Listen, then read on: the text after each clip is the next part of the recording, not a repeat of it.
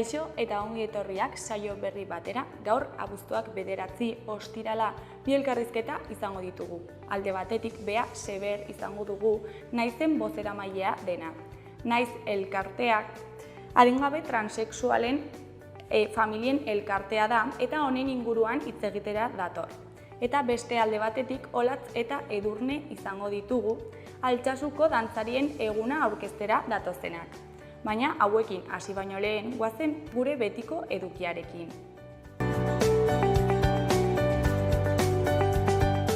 Goazen orain gaurko efemerideekin.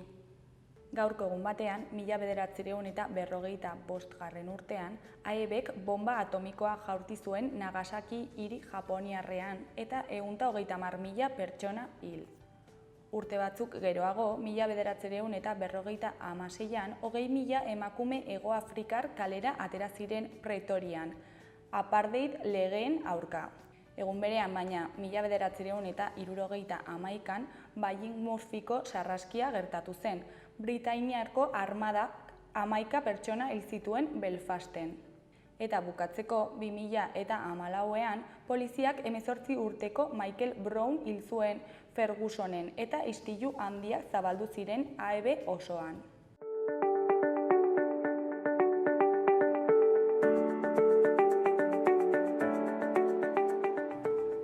Errepasatu ezagun asteburu honetarako agenda. Ostiralean, The Titanian zen kontzertua egongo da iluntzeko 8etan Gaztelu Gibelen. The Titanians Iruñeko roots reggae talde bat da. Duela 6 urte baino gehiago 0, reggae band izenarekin sortua. Urteotan tokiko jai ugarienetan hartu du parte, bai eta hainbat jaialdietan ere. Beti ere kultur eszena jamaikarra Iruñean errotzeko eta handitzeko. Azken diskoa aurkeztuko dute, Helmuga izenekoa. Igandean, Tafallan, Goxuan salsaren kontzertua egongo da iluntzeko 8:30. Goxuan salsa Nafarroako eta Kolonbiako musikariz sortutako Iruñeko saltsa taldea da. 70-80ko hamarkadetako saltsa tradizionalean oinarritzen da, orkestra handian, baina baita euskal kulturaren eragin handiarekin ere. 2024an taldeak bere bigarren diskoa kaleratu du, urak eraginen du bide. Kontzertu biran Arkakusoen plazatzoan Tafallan izanen dira musikariak arratsaldeko 8:30.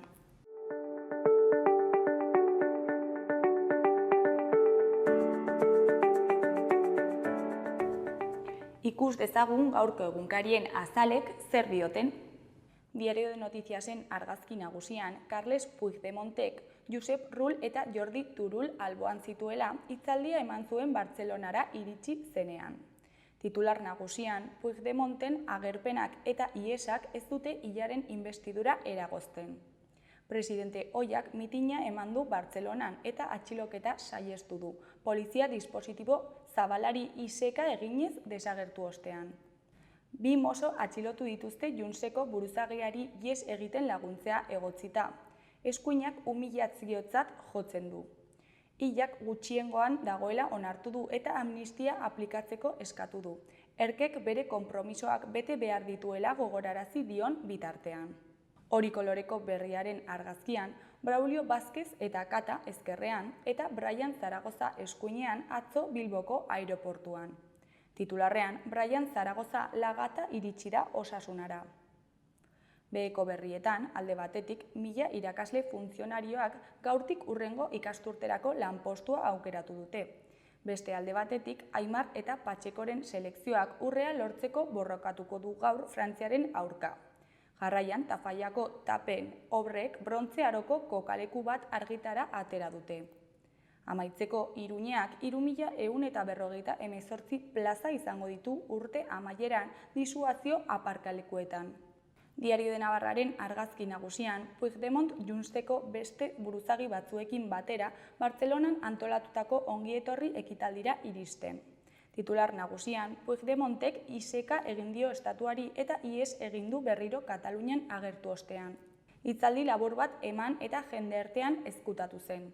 Iesak mozoak eta barne ministerioa barregarri utzi ditu.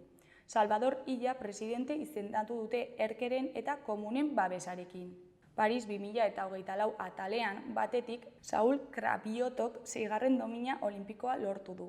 Bestetik Aimar Oroz eta Jon Patxeko urrearen bila daude. Eskuineko berrietan, alde batetik, Iruñeak 672 plaza erregularizatuko ditu 4 disuazio aparkalekuetan.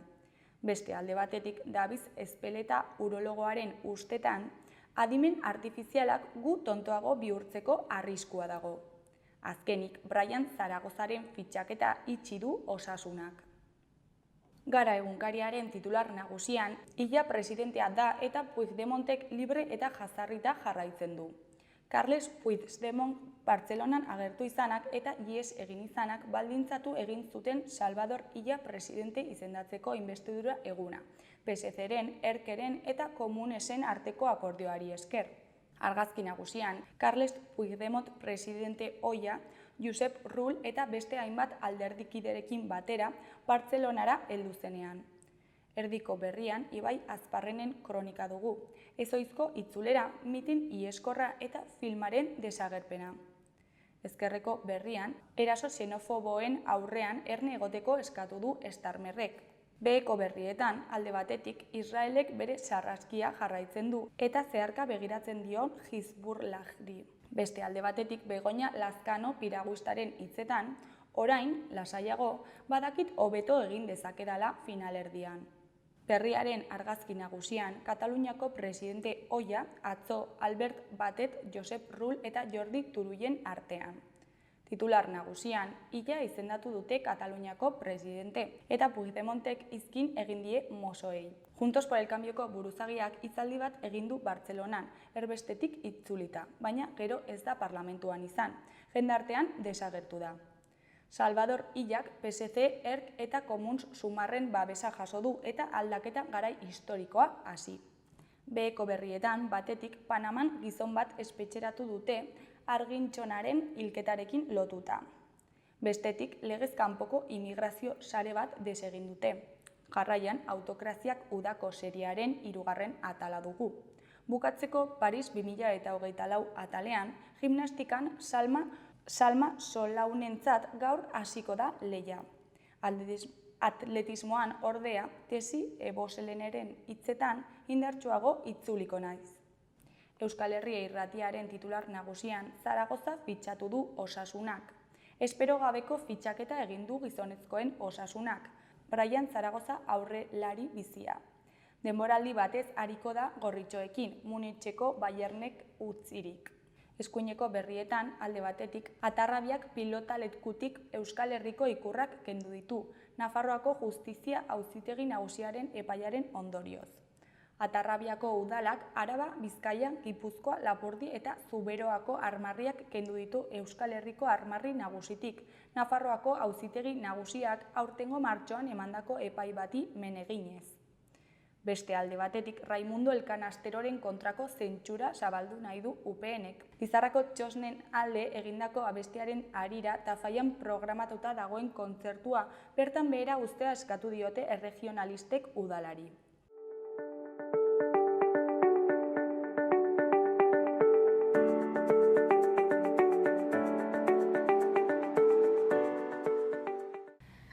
Kaixo, lehen esan bezala, orain Bea Seberrekin egongo gara, naizen elkarteko bozeramailea dena. Kaixo, zer moduz?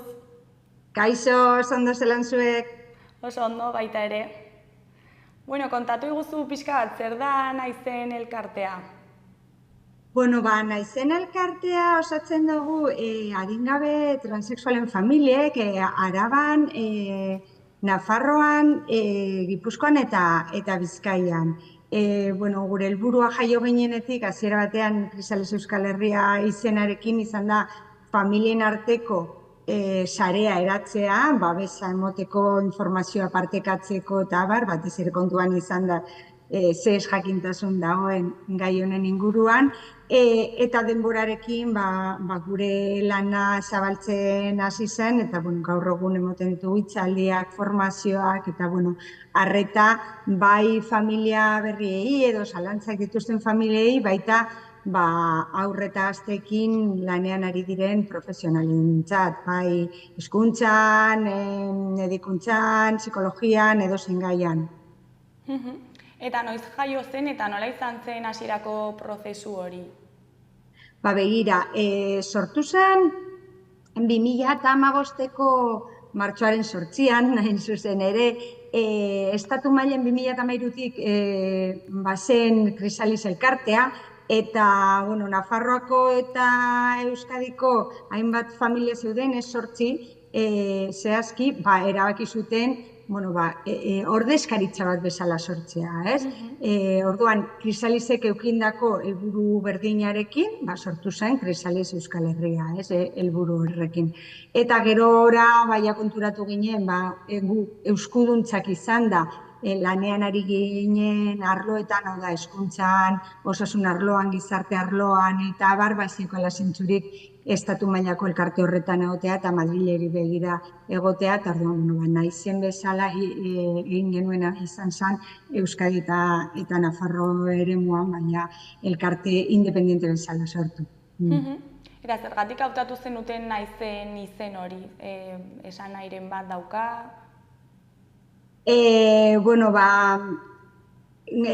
Izena eman zegoen Ekaitz Goikoetxea irakasleak, elkarteko neska baten irakaslea izandakoa zen, eta oso gertutik ezagutzen zuen errealitatea, eta ondoan egonda hainbat ekimen sortzen, eta orduan, Mikele Granderen irakaslea izan zen, eta orduan, bera poeta eta idazlea eta bertsolaria izanik, halako gauza poetikoa izan zuen, ni naizena esan nahi duela, eta gainera barruan haize hitza daukala, nolabait, halako kutsu poetikoarekin, horregatik hartu genuen izen hori. Ze polita. Eta, nola da elkarte honen lan egiteko modua? Guk egiten dugu lan voluntarioa, hau da, familia bakoitzak ematen du nahi duen eta ahal duen heinean. Guk ulertzen dugu azken finean, adingabeak izan da etxean, lehendabizikoa dela familia zaintzea eta norbere egoera babestea, eta hortik aurrera bakoitzak nahi duen heinean egiten du ahal duena edo nahi duena, ez? Orduan, ni naiz pertsona bakarra dagoena langile bezala, ni sexologoa naiz, eta elkarteko ama bai. Eta orduan nik egiten dudana da, familia berriren bat edo profesionalen bat, zalantzaren batekin gerturatzen denean, lehendabiziko arreta bat, telefono bidez edo, eta gero ikusita zein den egoera eta ze beharrak dituen, hortik aurrera erabakitzen da, edo beste familiaren batekin harremanetan jarri, edo bilera batein, edo ez dakize bidali, edo zer behar duen zehazki familia horrek, ez? Eta gero guk antolatzen ditu ere, bai ikastetxetan formazioak, irakaslentzat, baita hitzaldi irekiak ere, hitzaldi ireki hauetan egiten duguna da, lehendabiziko zati batean nik ematen dut halako azalpen teoriko bat, eta gero testigantzak eramaten ditugu. Saiatzen gara beti gainera bi testigantza eramaten, bat haurtzaroan adin txikiarekin transitoa izandako familia batena, eta beste bat, pubertaroaren ostean edo nerabezaroan, hor batzuetan familia joaten da, beste batzuetan nerabea bera bere esperientzia kontatzera. Eta egiten dugu lan oso ezberdina direlako bizipenak txikitatik diren bezala bizi izandako haurren artean, 3, 4, 5 urtekin transitoa egindakoen artean, edo pubertaroaren ostean izandakoen artean. Eta orduan, pixka bat bi errealitateak islatzeko eramaten saiatzen gara behintzat, eramaten bi testigantza, eta hor batez ere eskualdeko, deitu gaituzten eskualdeko familia joaten dira, testigantza kontatu, eta horrela jendeak teoriak eta alako gauzak pixka bat alde batera utzita ikusten du zer den benetan, zelan bizi duten pertsona horiek lehendabiziko pertsonan, eta horrela egon gara hainbat udaletxetan, Lizarran, Andosian, Mainerun, Orkoien, Artikan, hainbat lekutan. Eta zuk egiten dituzun harreretan protokoloren bat jarraitzen duzu? Bueno, guk egiten duguna da egokitu pertsona eta familiaren arabera. Ez da gauza bera batek deitzen zaituenean, begira. Atzo bertan, bide izan nituela, bata zen familia bat, ez? Ama bat, gehienetan amek deitzen dute, batzuetan aitebe bai. Ama bat, 4 urteko haur batekin, ez? Bueno, oraindik ez ditu 4 bete, baina esaten nahi dena neska dela, soinekoak eskatzen ditu, halako gauzak ikusten nahi direla duela 2 urte, eta oso izututa daude, nahiko argi ikusten dute, seguruenik holan izango dela, baina hor nola baiteko klabeak behar dituzte jarraitzeko edo umeari usteko bidea egiten, jarraitzeko zein den benetan haurraren beharra eta nondik doan, edo ondoren deitu zean beste ama batek 16 urteko semea daukatela eta oraintz izan diela semea dela, ez? Eta orduan, horren gauza mahai gainean daude, begira mutila naiz, hau da dagoena, eta hauek dira nire beharrak. Eta hor gehiago behar zuten ze informazio dagoen, hezkuntza protokoloak, dokumentazioa aldatzeko, osasun arloan zer dagoen, informazio zehatza ze ez da behaketa bat, mahai gainean dago eta semeak esan die, semea naiz, ez? Eta orduan hor, baina baita babes emozionala kasu bietan, ez? Esatea, lasai, hau begira hau landa, beste familia batzuk daude, hileko lehen aste hartetan biltzen gara, ez? Eta orduan, babesan nahi badozue, beste familia batzuekin bildu alzarete, zalantzak argitu, ez dakiz zer, egoeraren arabera, beharrak batzuk edo besteak izan da, ere erantzuna ezberdinen izan behar du, edo ez da gauza bera, deitzen bazaituzte, ez dakit eskola batetik, ikusten dutela haur bat, ez dakit adierazten duela, etxean babesik ez duela, sufrimendu handia dagoela, edo, ez dakit, beste hainbat kasu, ez?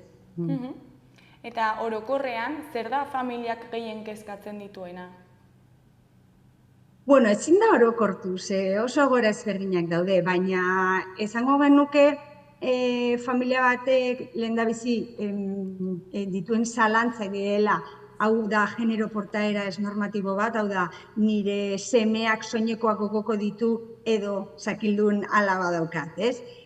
Horrelako zalantza da, izaten da oso ohikoa, ez? Ezberdintzea bi errealitate horien arabera, eta hortik aurrera beldurrak edo beti izaten dira, eta gero ez bada eta kasu egiten badiot, eta ni nago bihurtzen ez den zehozer, hori izaten da beldur bat edo ondorioi, eta gero ez bada eta zer, ez? Eta gero zailtasunen artean zailena beti izaten da begira aldaketa. Zegu beti izaten dugu azkenean transitua inguruak egiten duela, ez pertsonak, ez? Gure begira aldaketa egin behar dugula eta pertsona hori benetan den bezala ikusi, eta horrek askotan familiarentzat suposatzen du galera bat, ez? Niretzat hain erreala zen alaba, ez da inoiz alaba izan, seme izan da beti, ez? Eta orduan begirada aldaketa horrek suposatzen dit niretzako nolabaiteko galera, ez? Eta pertsona berdina izan, ez? Eta orduan hor ere babesa emozionala behar dute zentzu horretan, ez? Ulertzeko pertsona bera dela, beti izan dela badena eta horrelako gauzak, ez? Orduan, zailtasun horietan eta zalantza horietan klabeak ematen dizkigu, beti ere argi utzita kanpotik inork ezin diela esan semea daukaten, alaba daukaten edo zer daukaten, ez? Kanpotik inork ezin diela esan. Orduan, euren lana dela pertsona horri eskaera edo sakoneko behar izan horiek asetzea, ez? Ez hainbeste jakitea, orduan zer da, ez? Baizik eta, zer behar du? Zer behar du ondo egoteko, ez? Orduan, behar izan sakon horiei erantzuna ematen diegun heinean, pertsonak berak jakingo du nondik jo eta berak markatuko digu bidea, zein dan urrengo beharra, ez? Eta momenturen batean gure begirada aldaketa behar badu, edo beste izen bat, edo beste genero gramatikal bat erabiltzea, errezagoa izango da, ez? Kontua da ez dela berdin adierazten 4 urtekin edo 16 urtekin, ez? Eta orduan hor ere pistak behar dira jakiteko zelan erantzun, eta batez ere guraso bezala askotan jakin nahi dugu, orduan zer da, eta ez da hola. Ez da enerreza, eta gaina pertsona bakoitzak bere beharrak ditu, bere ritmoak ditu, bere beldurrak ditu, eta egin aldugun gauza bakarra da, pausu bat atzetik joan, bere behar izan hoiei erantzun emoten, eta joan ikusten ea ondo dagoen. Gure ipar orratza euren ongizatea izaten da. Pausuak ematen ditugun heinean, hobeto badago, hortik da. Eta zuek elkartetik familiekin harremantzen zarete, baina ere adingabeekin harreman zuzena daukazue?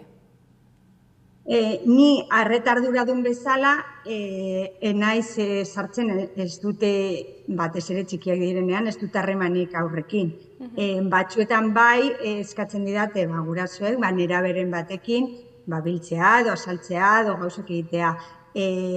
Guk ulertzen dugu familiaren bidez, edo pertsonaren testuinguruan parte hartuz, edo esku hartuz, hobeto esan da, egin daitekeela esku hartze hori. Ez dela beharrezkoa, ze pertsonari ez zaio ezer gertatzen. Orduan, ez du ezer behar, haur batek. Behar duena da bere familia eta bere inguruaren babesa, punto.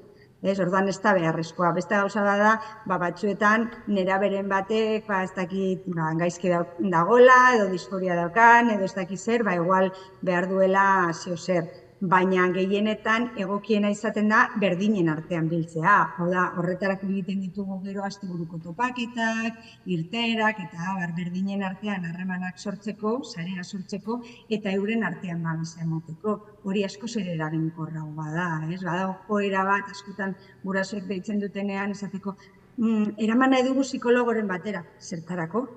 Zertarako? Bera behar duena da, benetan dena izatea. Benetan den pertsona izateko ahalmena daukan heinean, hobera egingo du. Eta baldin badauka depresioa, antsietatea ez dakiz zer, orduan bilatuko dugu profesionalen bat, errealitate honetaz badakiena, ez dakiz zer. Baina printzipioz, aurrek eta nerabek ez dute inoren esku hartzerik behar. Familia eta eskola eta inguruan esku hartzea eginez gero, hori da nahikoa, eta izatekotan euren berdinen artean. Eta zenbat familia dira elkarte honen kide? Oraintxe bertan, uste dute 300 eta piku direla, Nafarroan zehazki 55. Eta kontuan izan, adin bat beteta, nagusitzen direnean, elkartetik irten behar dira. Orduan, klaro, une honetan, igual 55 daude, baina askoz gehiago pasa izan dira hemendik. Azken finean, 9 urte dira, elkartea sortu zenetik, eta hainbat familia pasa dira. Eta egia da, batzuk sartzen direla elkartean, eta lortzen dute, behar duten informazioa egiten dute euren prozesua, eta paso egiten dute eta alde egiten dutela, beste batzuk gelditzen dira, eta implikazio handiagoa edo txikiagoa daukate, eta beste batzuk sartzen dira aktivismoa egitera, orduan hor anistasun handia dago. Eta baita familien artean, bereziki Nafarroan, oso anitza da alaberez, bai hizkuntza aldetik, bai jarrera, ez dakit, politiko aldetik, zentzu guztietan, erlijio ezberdinetako familia ditugu, jatorri ezberdinetakoak, oso anitza da elkartea zentzu horretan. Orduan, biltzen gaituena, dana biltzen gaituena da, gure etxean dakagun egoera hori, eta, hortik aurrera klaro, familia bakoitzak erabakitzen du ze punturaino elkartean jarraitu nahi duen ala ez. Eta 9 urte hauetan aldaketarik nabaritu zuen kopuruaren aldetik? Pentsa 8 pertsona zirela, 8 familia sortu zenean, eta gaur egun 300 eta piku, eta beste hainbat pasa dira. Orduan egia da, errealitate hau ikusarazten heinean, gero eta familia gehiago gerturatu direla. Hori, azten joan da, baina orain, emoten ari da beste egoera bat, eta da, sortu ditugu protokoloak, sortu ditugu legeak, egin dugu egoeraren edapena eta ezagutza zabaldu dugu, orduan errezagoa dela elkarte batera gerturatu barik, transitoa familian egitea eta inguruan egitea laguntza barik. Ez da gauza beraz, eskotan gertatzen da, norbaitek deitzen duela, bai, transitoa izan zela duela, ez dakit, 3 urte, euren kabuz egin zutela, eta ezekitela, ez dakit, hezkuntza protokoloa existitzen zenik. Ezekiten, ez dakit, ze eskubidea zeukatela. Ez da gauza bera, ez? Edo esaten dizute, beren momentuan aurrak ez zuela beharrezkoa ikusten, bere moduko inor ezagutzea, baina orain nerabea dela, eta bai, zalantzak dituela zenbait gauzetan, ez dakit, erotikan, edo gorputzan, edo dena delakoa, eta gustatuko litzaiokela. Orduan, bueno, bai, egin dugu lanari esker, gaur egun egin daiteke transitoa bakoitza bere kabuz, elkarte batean parte hartu gabe, baina indar gehiago daukagu biltzen baldin bagara, eta babesarea ere emoten dugu, orduan, bueno, zentzu horretan aldaketa emoten ari da, orain ja, suposatzen da momenturen batean elkarteak ez duela zentzurik izango, baina zoritzarrez gizarte mailako testuinguruan ere aldaketak emon dira, eta da, hasiera batean sortu ginenean ez jakintasun handia zegoen, baina jarrera positibo bat, eta gaur egun berriz, estatuko translegearen arira, atzera pausoak eman ditugu zentzu horretan, eta ari dira kontrako jarrerak sortzen. Hori lehen ez zegoen, autobus laranja atera zigutenean, gizarte osoa atera zen gure alde. Gaur egun nik zalantzak ditu, halako egoera baten aurrean ze gertatuko ote zen. Bereziki, Iruña aldean, hor daudelako transen aurkako emakume talde horiek, supremazista horiek, orduan hor bereziki, bai nabaritu dugu jarrera zelan, gezurra asko zabaldu dituzten gizartean, eta hor gaiztotu dela giroa, orduan horrek badauka eragin zuzena pertsona errealen, bizitzea errealetan, ikusi dugu zelan emon diren bullying kasu gehiago, zailtasun gehiago eskola testuinguruetan, horrek eragin negatiboa eduki du. Eta hortik ere, ikusten dugu seguruenik zenbait familietan erabakitzen duten ez gerturatzea elkartera, esan dietelako hau pasatzen dela, moda bat dela, dena delakoa, eta zentzu horretan ere sufrimendua eragiten ari dela. Hori seguruenik hor dago. Askotan esaten dugu, batzuetan gizarte zerbitzuen bidez, iristen zaizkigu, adibidez, afrikar jatorrizko familiak, edo ez dakizen erlijioko familiak, ez? Baina eskuin muturreko familien artean ere, estadistikoki, kasuak egongo dira, edo opuseko familien artean, horiek ez dira iristen. Orduan, oraindik ere pentsa, ze ibilbidea geratzen den, ez?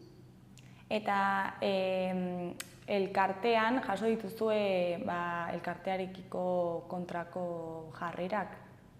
Bai, bereziki badago gizon nagusi bat Iruñan obsesio bat daukala, eta bai, ari dela gure ekitaldietan, ara joaten da, ezaten ditu tontakeriak, bera medikoa dela esanek, horrek justifikatuko balu bezala dana dakiela, eta ez jakintasun handia dauka, eta horrek bai egiten dituela hitzaldiak gure kontra, eta nahiko mugitzen dela, bere obsesioa da. Orduan, horrelako jarrerak badaude. Eta gero, esan bezala, terfak edo supremazista hauek egiten dituzten aurkako kanpaina. Konturatu gabe, zelan min handia sortzen nahi diren aur eta gazten bizitzetan. Eta, azken finean, ez dietela bermatzen beste aur eta gazten bizimodu berdina izaten, oztopoa jartzen dietelako gizartea gezurren bidez euren kontra jarriz, orduan, hor arazo badago eta bilatu behar dira, zelan lortu, adibidez, erakundetatik egoitzak ez ustea, horrelako gorroto delituak zabaltzeko, orduan hor, legeari begira, zelan lortu, gorrotoa zabaltzen duten elkartei erakundeen bidez aretoak ez ustea eta hori. Baina bestela, gure jarrera beti izaten da konfrontazioa ekiditea eta gu jarraitzea gurearekin, gu azkenean zabaltzen duguna da zientzia da eta beti izaten dugu, guk jakintza eta maitasuna eskuan izan da aurrera hori zabaltzea, ezagutza eta maitasuna hori da erabiltzen dugun tresna, eta ez dugu sartu nahi energia galtzen alako borroketan ez dauka zentzurik, ez? Jakin nahi duenak badauka jakiteko modua. Eta orokorrean euskal gizartean nola ikusten duzu gai honekiko? Orokorrean, ondo, azken finean, gu ohituagoak gaude irizpide edo ikuspegi kritikoa izaten, oso ohituta gaude komunikabideen gezurrak detektatzen, eta orduan, nik uste dut, naiz eta eduki duen eragina egin den kanpaina, estatu mailan egin den kanpaina, beste erkidego batzuekin edo beste eskualde batzuekin alderatuta, nik uste dut hemen gizartea irekiagoa dagoela eta ez diola hainbesteko garrantzirik emoten, horrelako gezurrei.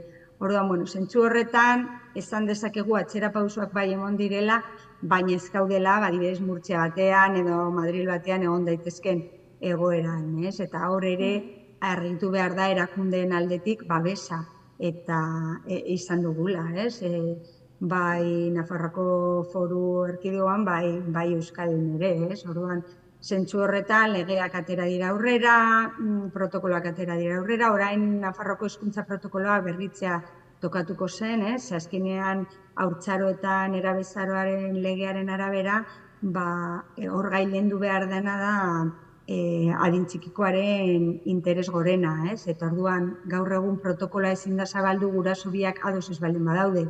Beste erkidego batzuetan, Euskadin adibidez, protokoloak zabalde dezake irakasle batek edo aurrak berak, eskatzen baldin badu beste modu batean deitzea, dena delako azken finean bera da babestu behar duguna, eta orduan hor Nafarroan zaharkitu da nolabait protokoloa eta berritzea tokatuko zen, eta orduan hor jarraitzen dugu.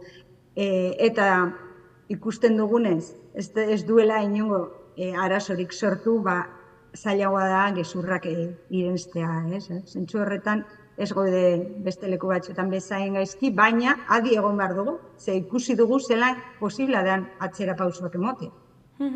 Eta legearen aldetik aurrera pausoak egon dira, atzera, nola dago kontua orain?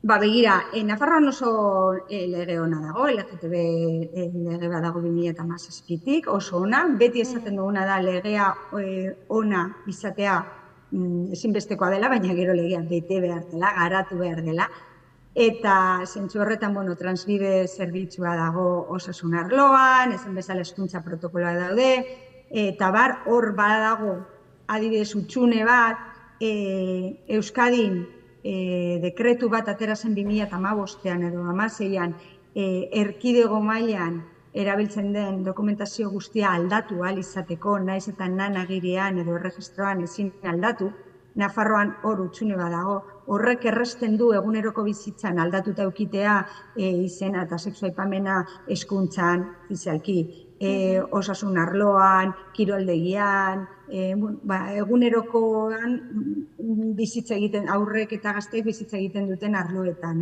hor badago hutsune bat eta oso interesgarria izango litzateke halako dekretu bat garatzea eta hor gainean gabiltza, beti daude hobetzeko gauzak, bai osasun arloan, bai hezkuntzan, bai gizarte mailan, adibidez ikusten dugu gizarte zerbitzuetan oraindik formazio handia behar dela langileen artean, eta gainera eskatzen dute, irakaskuntzan berdin, osasun arloan berdin, orduan formazioak emoten jarraitu behar dugu, profesionalek prestakuntza izan dezaten eta egoera hau ezagutu dezaten, azken finean haur eta gazteekin lan egiten badute, topatuko dute eta jakin behar dute zelan jokatu, eta gainera eskatzen dute, nahi dute.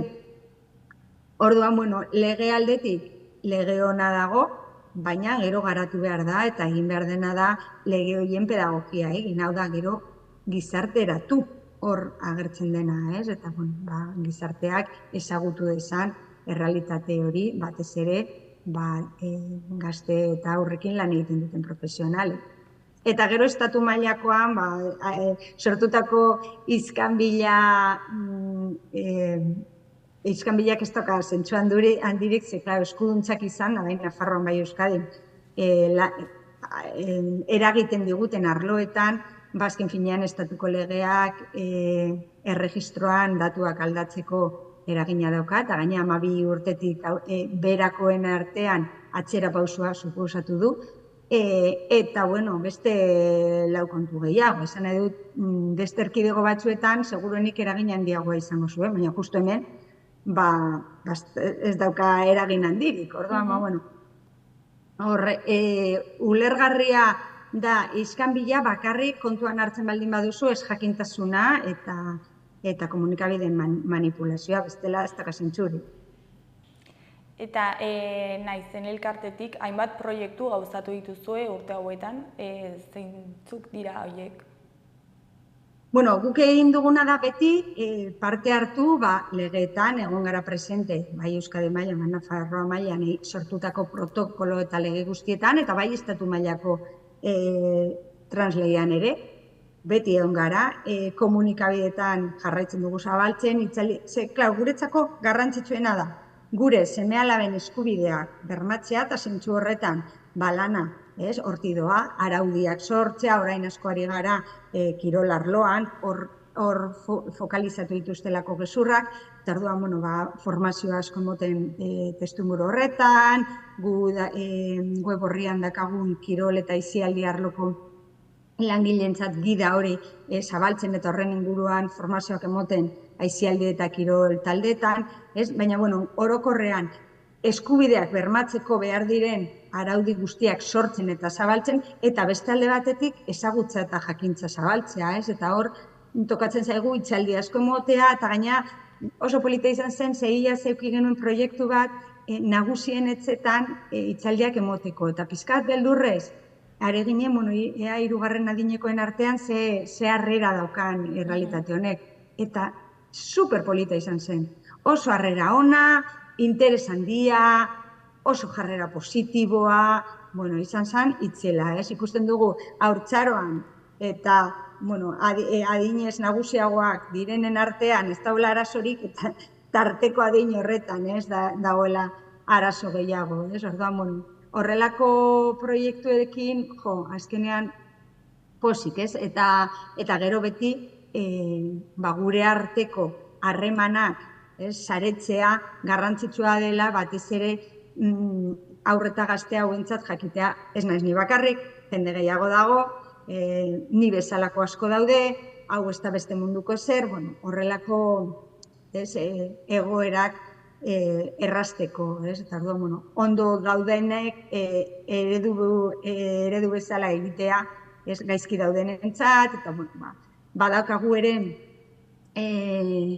proiektu bat talde, zelan esaten da, berdinen arteko terapia bezala edo talde, terapia ez gustatzen, baina talde bat euren autoestima lantzeko eta horrelako gauzak lantzeko psikologa batekin, eta hori oso ondo doa bai, interesgarria dela, ze batzuetan, pentsa zer den garatzea zure benetako identitatea ezin agerraraziz, horrek batzuetan uzten ditu autoestimoan alako markak, eta orduan hori lantzeko ere taldea oso ondo joan da, hiriburu guztietan, eta bagoaz, hor proiektuak sortzen. Seguruenik asko ditut, baina egunerokoan tiki sortzen joaten gara.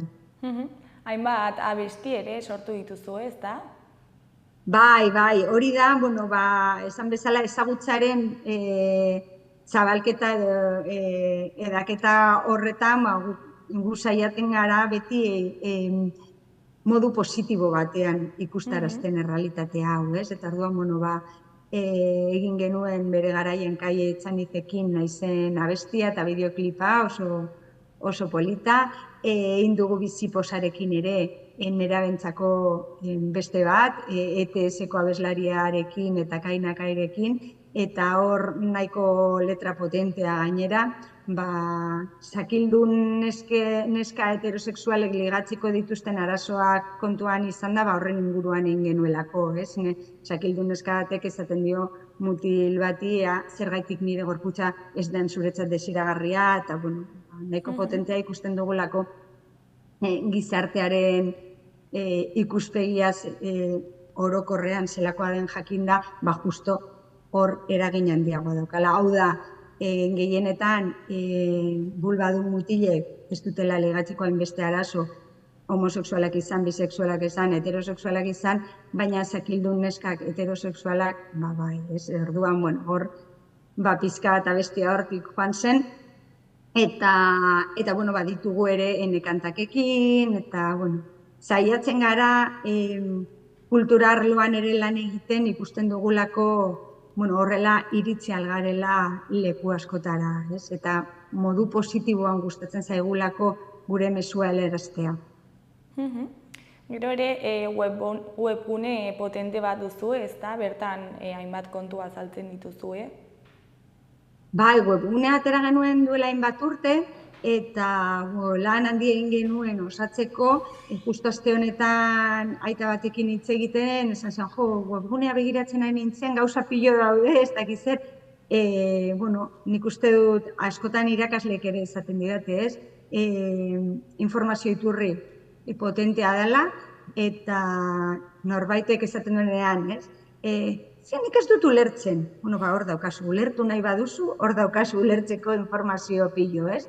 Beste gauza bada ez baduzu ulertu nahi. Baina, hor badago informazio asko, egia da gauza batzuk igual egokitu beharko zirela, baina, azken finean askotan ez gara iristen dena egitera, ez? Baina bagoaz, pizkanaka, badago ama bat horretaz arduratuta, eta, alden moduan, familia lana eta militantzia edo ez da gizelan, deitu, uztartu behar dira eta batzuetan ez da erreza.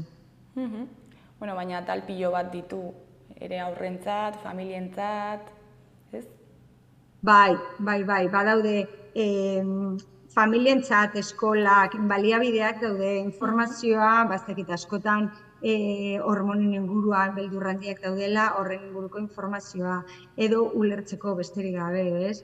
Egia da egin zenean nolabait agertzen ziren egoerak nahiko antzekoak ez, baina antzekoagoak zirela eta gaur egun errealitatea gehiago ezagutu denean beste kasu ezberdinagoak ateratzea errazagoa izan dela, ez? Orduan anitzagoa dela errealitate hau eta hori agian ez da islatzen web horrian, ez? Hau da, inoiz seinalerik eman ez dituztenak, horrelako asko daude, asko, ez? Eta orduan, zenbait gauza eguneratu beharko ziren, baina nik uste dut lehendabiziko begirada bat botatzeko oso potentea dela, hor agertzen dena eta oso interesgarria. Bea, bukatzeko, ze proiektu dituzue begi bistan? Begira, urtarrian, 10. urteurrena ospatu behar dugu, hor zalantzan gaude ez dakagulako, ez dirurik ez, indarrik ez, energiarik. Oso gauza handia egiteko hori zen gure lehendabiziko asmoa, baina, segurenik egingo dugu familientzako jai bat. Ez, eta, hor gabiltza, eta gero badugu asmoa, egiteko Transitos liburuaren irakurketa bat, urrian, ez? Urria transaren barruan, ez? Transitos liburuan agertzen dira familien 24 kontakizun, lehendabiziko pertsonan idatzita, ez? Eta orduan gustatuko litzaiguke, zenbait pertsona ezagunek irakurtzea 2 orduz, ez? Kontakizun horiek, eta egin nahi dugu Bilbon, Donostian, Iruñan eta Laudion, Gasteizko udalak ez duelako nahi izan. Eta orduan nik uste dut gauza polita irten daitekela, horari gara pertsona ezagunekin, ospetsuekin edo hitz egiten, nortzuk dauden libre egun horretan, eta hor buru belarri. Eta gero jarraitzea, hori udazkeneko topaketa, asteburuko topaketa familientzat, hitzaldiak, eta formazioak, eta horrelako gauzekin aurrera jarraitzen dugu. Eta esan bezala, Nafarroan hezkuntza protokoloa berritu, gauza asko. Bea, mila esker gurekin hitz egiteko tarte bat ateratzeagatik, eta zuen lan polita gurekin partekatzeagatik. Mila esker zuei beti hor egoteagatik. Eskerrik asko. Ondo segi, agur. Agur.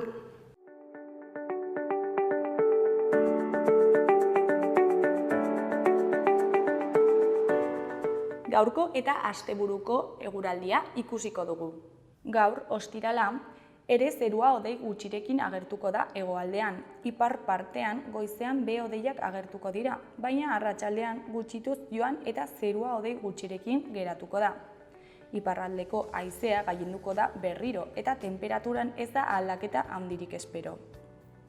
Larunbatean giroa eguzkitsua izango da eta bero handia egingo du lurraldeko hainbat tokitan. Tenperatura asko igoko da barnealde osoan eta igoera apalagoa izango da kostaldean eta kantauri isurialdean. Lurraldearen hegoaldean maximoak 35 gradu ingurukoak edo hortik gorakoak izango dira eta 30 gradu ingurukoak kantauri isurialdean. Eguzkitsu egongo da hainbat momentutan, baina ipar partean behe-hodei batzuk eta arratsaldean barnealdeko mendi inguruetan bero-hodei batzuk ere ager daitezke.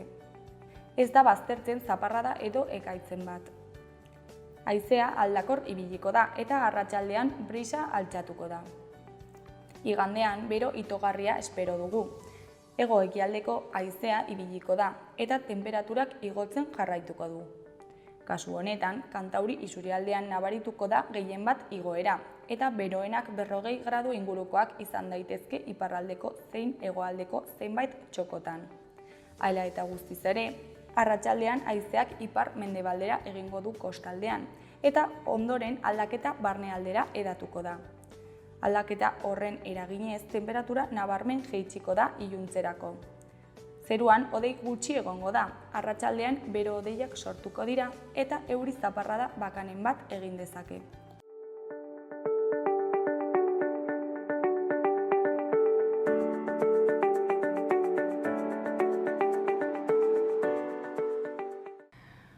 Kaixo, lehen esan bezala orain Olatz eta Edurnerekin egongo gara, etorkizuna dantza taldeko dantzariak direnak. Kaixo, zer moduz? Kaixo, Bueno, Altsasuko dantzarien eguna aurkeztera zatozte, ezta? Baina horrekin sartu baino lehen, kontatu iguzue pixka bat, noiz sortu zen zuen dantza taldea, zergatik?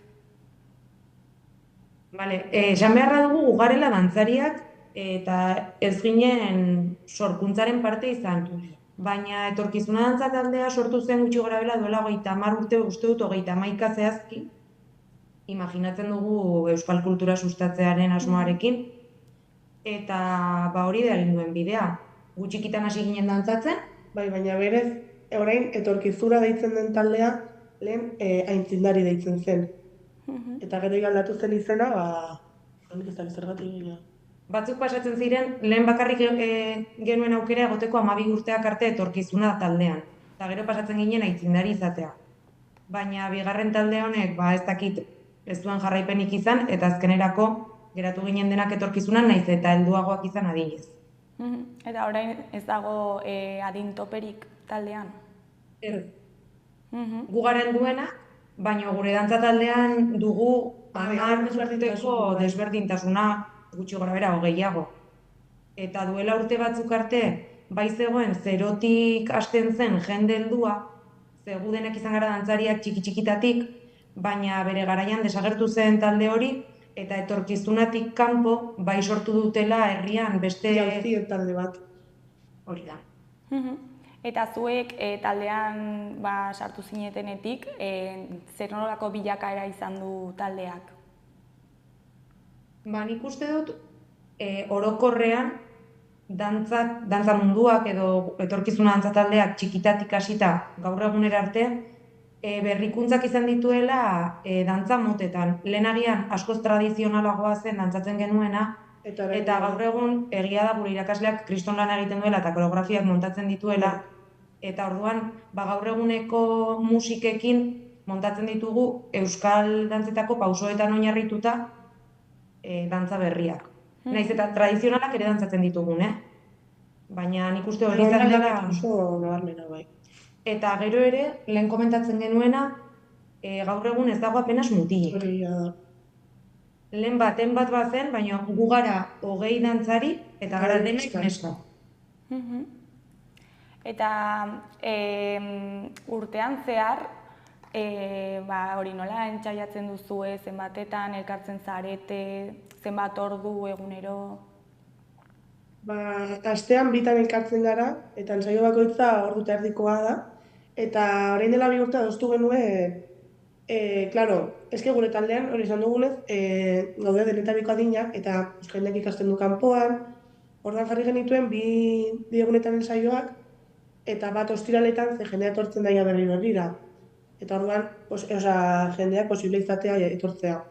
Aukera dugu ensaiatzeko Bai. astelehenetan eta ostiraletan, baino bagara batzuk 2 egunetan joaten garenak, eta badira beste batzuk bakarrik astean behin joaten direnak.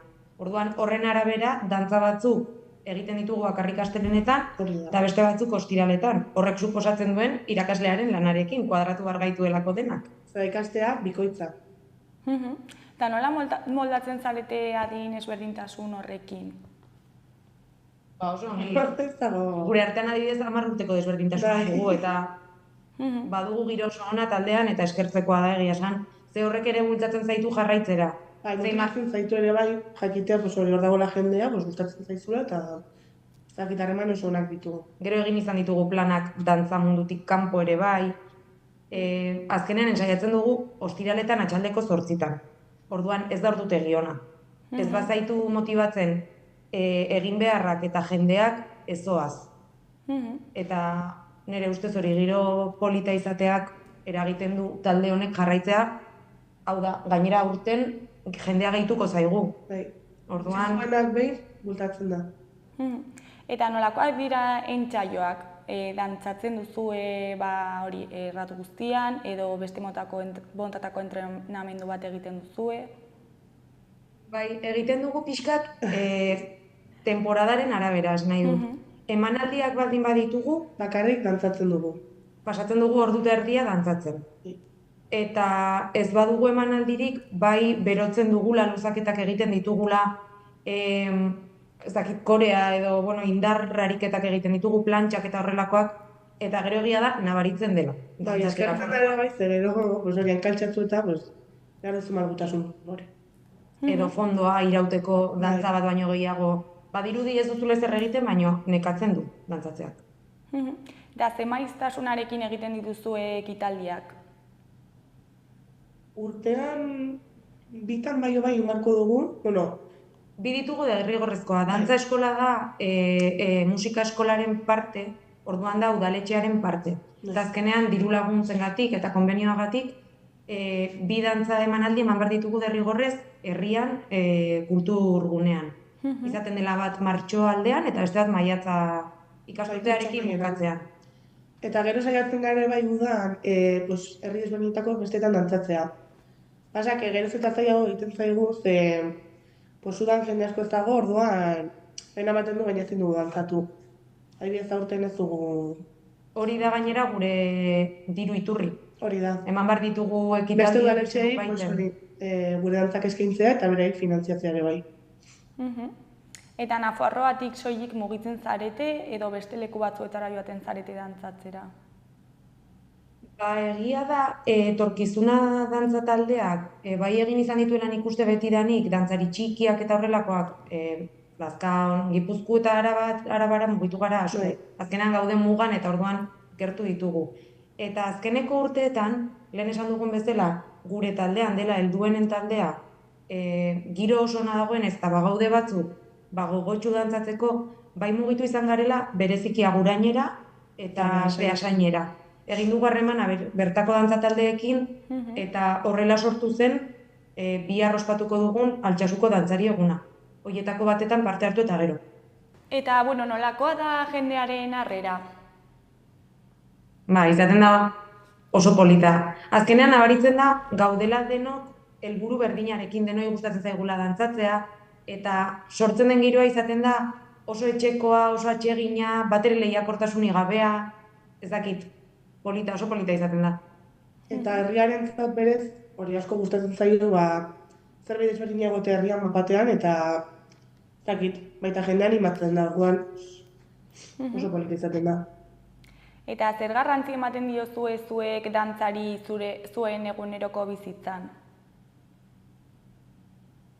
Eguneroko bizitzan, Eske niri asko gustatzen zait dantzatzea, orduan ez da garrantzia eman edo ez ematea, lasaitzen hau. Askotan komentatu izan dugu, bazoazen saiatzera, pues, igual, ostirala txaldeko 8:00, ze pereza, edo haserre edo nekatuta lanagatik, eta niri umore aldatzen zait. Orduan, ez dakita parte bezala, edo edozein jai girotan erromeria dagoela, beti bukatzen dugu elkarri begira eta ateratzen gara dantzatzera betikoak. Naiz eta dantza taldean ez egon, Ez dakit.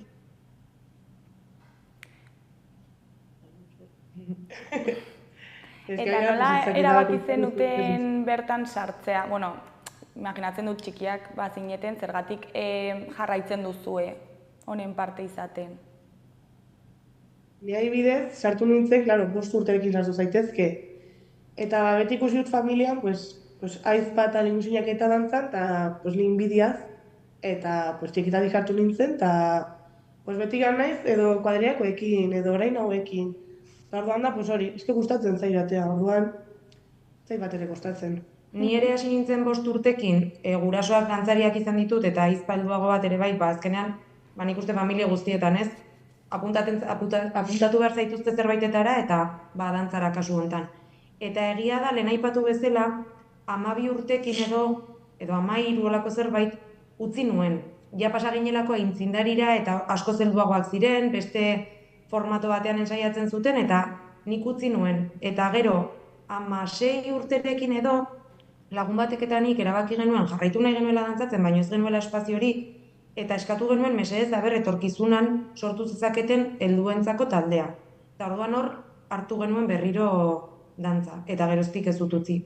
Eta hori, oso gustora noa. Ez daukagu pentsatuta ustea ez ere. Lehen aipatu zue ez daudela gizonezko asko dantza mundu honetan. Zergatik uste duzue gertatzen dela hori? Ez dakit, nik uste dut dagoenez hainbesteko eskaintza gaur egun. Eta modaka doanez, garai batean, agian herri txikia izan da, bazenituen dantza eta futbola. Eta ez bazen futbola, bazen dantza eta listo. Eta erabakitzen zuten zure gurasoek, edo gelakoekin erabakitzen zenuen, eta horrutza juten zinen. Baina gaur egun dituzte joseikan budo, tenis, eta lotuagoa egongo da dantza neska izatearekin, baina hemengo kontua da, ze gero Bizkaia zoaz eta gehienak mutilak dira. Eta bere garaian guk dantzatzen genuenean, iristen zen adin bat, ezakit 8 edo 9 urteetan, bereizten gintuzten. Eta egiten zuten mutilen taldea eta nesken taldea. Batzuk dantzatzen zituztelako mutilen dantzak eta beste batzuk nesken dantzak. Gaur egun jada ez da, baina ez dakit, baina egia da ez dagoela mutilik. Guk izan ditugu taldean, uste dut gehienez 4 izan genituela, baina kanpora juteagatik ikastera edo koinziditzen zielako futboleko entrenamenduekin, azkenean utzi dute dantza. Eta ari zarete Altsasuko kasuan edo Nafarroa osoko kasu orokorrean? Altsasuko kasuan. Altsasun, bai. Iruñerrian nik uste ez dela inbeste ematen. Ez dakit, akanan behintzat bai. Bueno, Altsasuko dantzarien eguna bihar ospatuko da, eta ze programazio daukagu biharko? Hasiko gara 12-an, elkartuko gara talde guztiak, eta aterako gara, eta adostu dugu Altsasuko 4 leku desberdinetan dantzak eskaintzea, eta horrela pixkat irekitzea bai leku guztietara ze.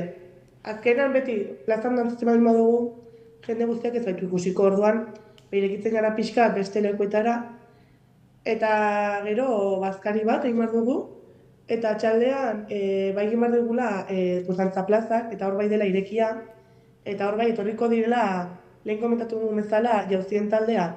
Orduan, helduen taldeak ere bai, izate ere bai, beraien parte hartzea, eta... Azkenean, gure helburua egun hau antolatzearekin da pixkat, alde batetik, abuztua geratzen dela ia, zerbait bizia jartzea herrian, eta bestetik, dantza herrira ateratzea. Eta herriak parte hartu dezala, da zerbait oso informala, dantzatuko dugu gustora, ez dugu urduri jarri nahi, parte hartu nahi duenak etor daiteke arratsaldean dantzatzera, ez da izenik eman behar ez agertu eta dantzatu, hori da helburu bakarra. Gustora egotea eta dantzak espazio bat ardezala kalean, besterik gabe. Eta ze beste taldeekin elkartu zarete hau antolatzeko? Berez, Berez antolatu, guk antolatu dugu, Altsasutik antolatu da.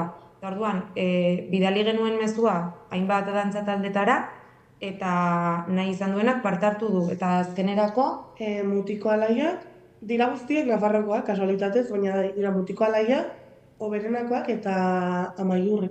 bai. Gertatzen dena da data hauetan jende asko porretan dagoela, eta dantza talde askok ez duten saiatzen. Guk ez dugu saiatzen berez. Ensaiatu dugu, hau dugulako. Orduan oso zaila izaten da data hauetan jendea lotzea. Baina aurten adibidez, elkartuko gara 60-70 dantzari goizean. Asko dela. Aurrek urtean konparatutaz, egin bakarrik gure taldea eta irurtzungoa. Eta bai, nabaritzen da, aurtengo dela asko zoiago eta... Beste, bai, izango. Eta biharko eguna prestatzeko, elkartu zarete beste taldeekin bantxaiatzeko edo zerbait aman komunean egiteko? Ez, lehen esan dugun bezala, etorkizuna dantza taldeak badu bere junta eta bere irakaslea, eta hau izan da helduon taldeak antolatu duen zerbait. Baina esan beharra dugu izan dugula kriston laguntza juntaren partetik, eta azkenean irakasleak egingo ditugun koreografiak eta musika guztiak berak erakutsi eta utzi dizkigun musikak. Naiz eta egunean bertan ez egon eta ensaio hauetan parte ez hartu, behar izan dugu bere laguntza. Orduan, beste dantza taldeekin ez gara elkartzen normalean, komentatzen zaie egingo ditugula 4 geldialdi eta bakoitzak nahi dituen dantzak dantzatuko dituela, eta gero bai azkeneko dantza egingo dugu bateratua, baina izango da fandango tarinarin, orduan ez da beharrezkoa ere zentsaiatzea, eta plazan ikusten dagoen jendeak sartu daiteke dantzatzera, inongo arazorik gabe, hori da helburua azkenean. Eta beste urte batzuetan egin duzu ez da, pasain urtean esan duzuen bezala ospatu zen, baina noiztik ospatzen da? Gure kasuan, aurrek urtetik, hori, egon ginen, gombidatu gintuzten Beasaindik, eta eski oso gustora egon ginen, eta esan genen, guk egin dezakegu hau Altsasun, eta bertze arrakasta daukan, eta aurrek urtean egin genuen, eta daukagu intentzioa jarraitzeko honekin, Kendu baino askoz gehiago ematen du.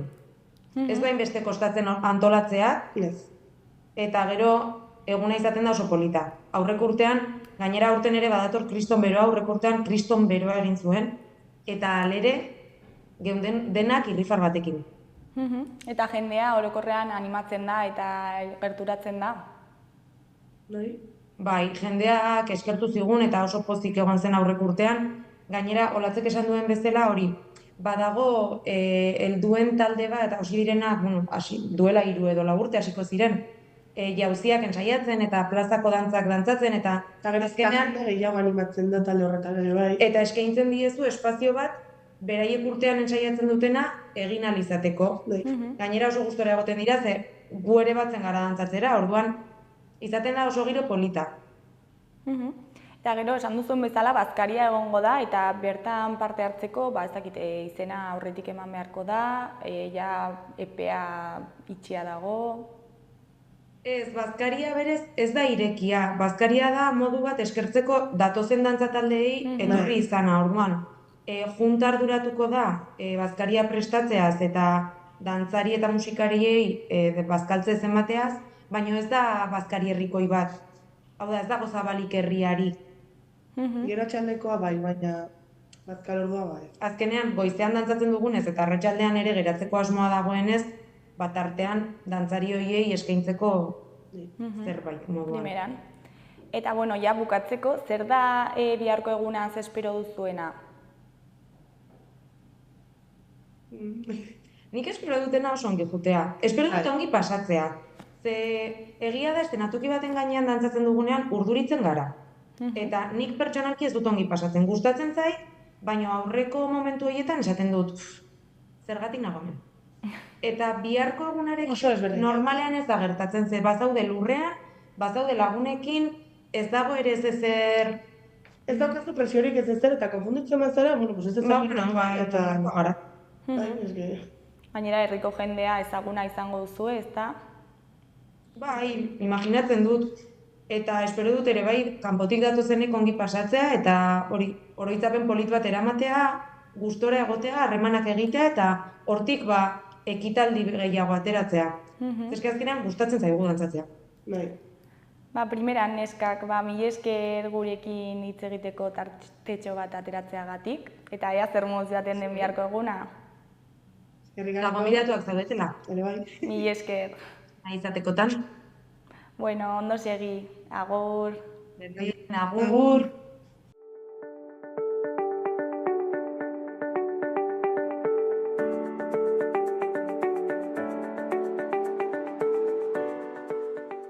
Gaurkoz hau izan darena, astelenean itzuliko gara eduki eta elkarrizketa berriekin. Asteburu oso ona pasa. Agur.